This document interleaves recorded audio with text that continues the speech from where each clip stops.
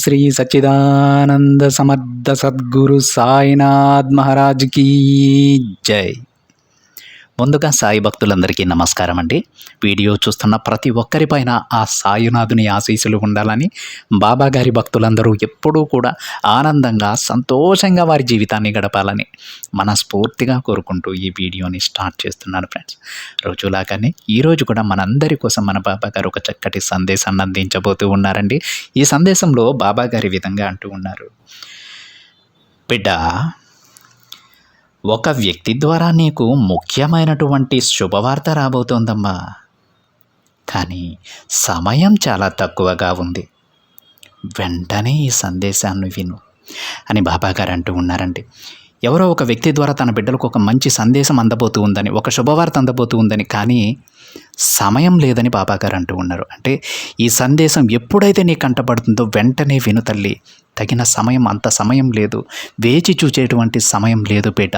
ఆ శుభవార్త ఇప్పుడు గనక నువ్వు వదులుకుంటే మళ్ళీ తిరిగి రావడానికి కొన్ని సంవత్సరాల కాలం పట్టొచ్చు అని బాబా గారి మాటల్లో ఉన్నటువంటి అంతరార్థం. అంటే బాబా గారు తన బిడ్డల కోసం, వారి భవిష్యత్తు కోసం ప్రతిరోజు కూడా ఎన్నో అవకాశాలు పంపిస్తూ ఉంటారండి. కొన్ని శుభవార్తలు కూడా అందిస్తూ ఉంటారు. అయితే మనం ఏదో ఒక సమయంలోనో ఏదో ఒక కారణం చేతనో ఆ శుభవార్త వినకుండా మిస్ చేసుకుంటే, లేదంటే ఆ రోజు బాబా గారు ఇచ్చినటువంటి ఆ అవకాశాన్ని కనుక వదులుకుంటే మళ్ళీ తిరిగి అవకాశాన్ని మనం పొందడానికి కొంతకాలం గడిచిపోవచ్చు. ఈలోగా మనం ఎంతైతే అభివృద్ధి చెంది ఉండాలో, ఎంత సంతోషంగా ఉండాలో, ఆ సంతోషం అనేది కొన్ని రోజులు పొడిగించబడవచ్చు. అందుకే బాబా గారు ప్రతిరోజు చెబుతాడు, వెంటనే వినమని. బిడ్డ, ఈ సందేశం నీ కోసం, వెంటనే విను అని. అదేవిధంగా ఈరోజు కూడా బాబా గారు ఒక శుభవార్తను పంపిస్తూ ఉన్నారంట తన బిడ్డల కోసం. ఒక వ్యక్తి ద్వారా, నీకు సమయం లేదమ్మా, వెంటనే ఇది విను, లేదంటే ఆ శుభవార్త చేజారిపోవచ్చు తల్లి అని బాబా గారి మాటల్లోని అర్థం. అసలు బాబా గారు తన బిడ్డలకి ఏం చెప్పాలనుకుంటున్నారో ఆ తండ్రి మాటల్లో కనుక విని మనం పూర్తిగా తెలుసుకుందామండి. బాబా గారి విధంగా అంటూ ఉన్నారు, బిడ్డ, ఈరోజు నువ్వు అత్యద్భుతమైనటువంటి అదృష్టాన్ని, గొప్ప యోగాన్ని పొందబోతున్నావు. చూడు, పట్టరానంత సంతోషాన్ని ఇచ్చేటువంటి శుభవార్తతో ఈరోజు నీ సాయి నీ దగ్గరకు రాబోతున్నారమ్మా. ఆలస్యం చేయకుండా నేను చెప్పే మాటలను పూర్తిగా ఆలకించు తల్లి. చూడు బిడ్డ, ఈరోజు నీ కోసమై ఒక అద్భుతమైనటువంటి గొప్ప అదృష్ట యోగాన్ని తీసుకువచ్చాను. నీకోసం ఈ సాయి ఈరోజు ఒక మంచి శుభవార్తను వినిపించబోతున్నారు తల్లి. కష్టంలో, అలాగే బాధలో ఉన్నటువంటి నీకు, అసలు ఏమాత్రం కూడా అలుపు సొలుపు లేకుండా బాధపడుతూనే ఉన్నటువంటి నీకు, నీ మనసుకు మంచి శుభవార్తను ఈరోజు బాబా అందివ్వబోతున్నారమ్మా. బిడ్డ, ఈ మాటలను శ్రద్ధ సబూరితో విను. పూర్తి విశ్వాసం ఉంచు. మనసును ప్రశాంతంగా ఉంచుకునేందుకు నువ్వు కూడా సిద్ధంగా ఉన్నావు కదా. అయితే వెంటనే ఈ సందేశం విను.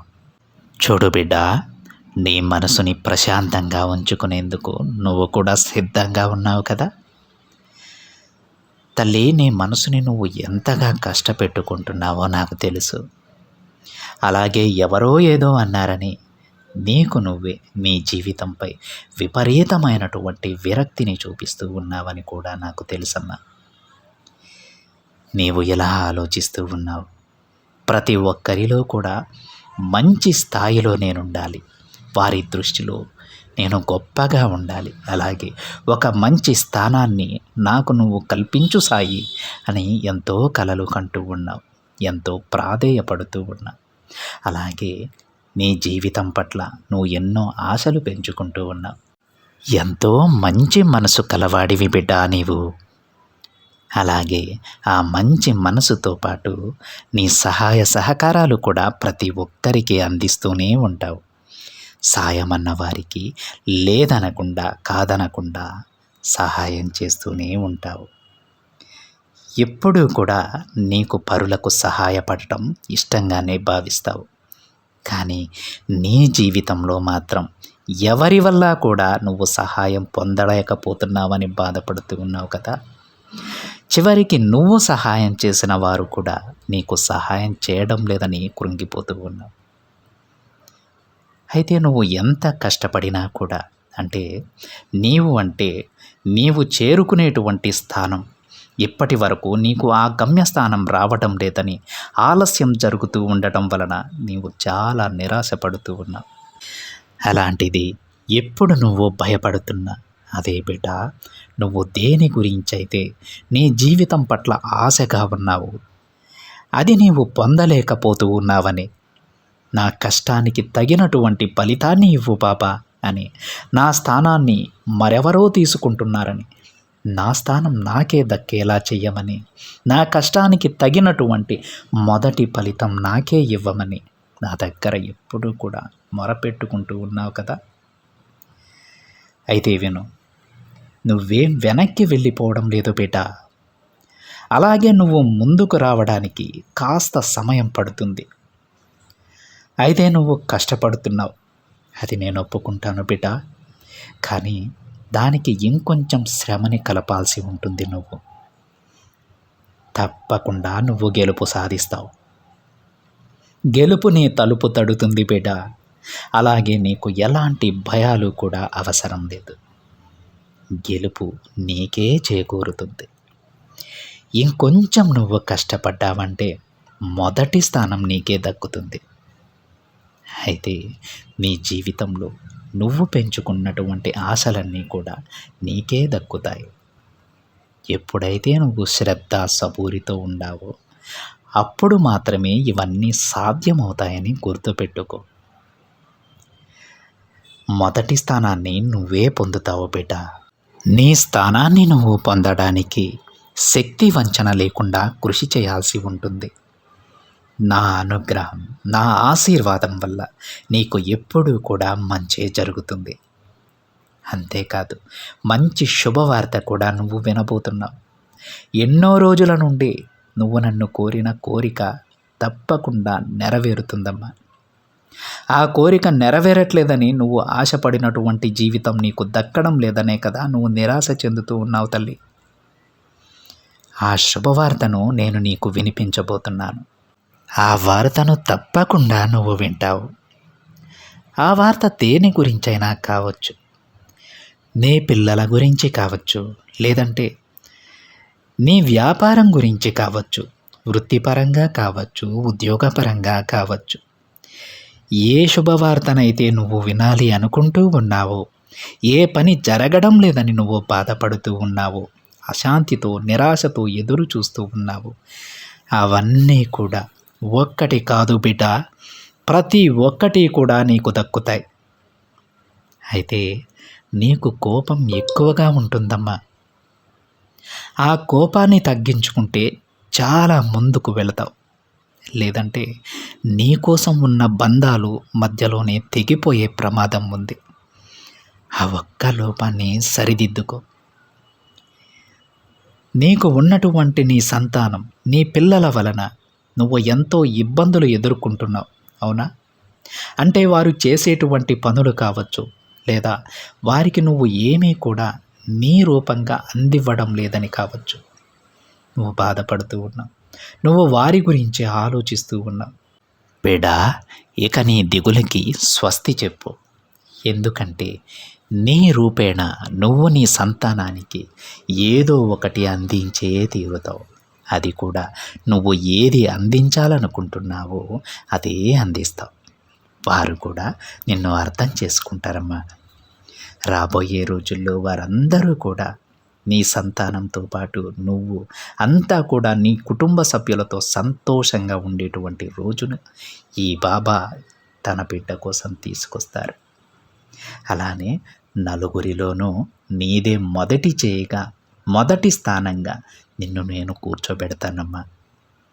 కష్టాలు, శ్రమలు, బాధలు ఇవన్నీ కూడా నీకు పూర్తిగా తొలగిస్తాను. ఈలోపు నువ్వు ఆందోళన కానీ, భయాన్ని కానీ, గందరగోళాన్ని కానీ నీ మనసులోకి రానివ్వద్దు. నువ్వు ఎప్పుడైతే దిగులు చెందుతూ ఉంటావో అప్పుడు నీకు ఉన్నటువంటి లక్ష్యం కూడా నిన్ను నిరాశపరుస్తూ ఉంటుంది. నిన్ను ఇంకాస్త దిగులు చెందే విధంగా నీ మనసు విరక్తి చెందేలా చేస్తుంది. కాబట్టి మంచి మంచి ఆలోచనలతోనే ఉండు. నేనున్నాను కదా, అన్నీ నేను చూసుకుంటాను తల్లి.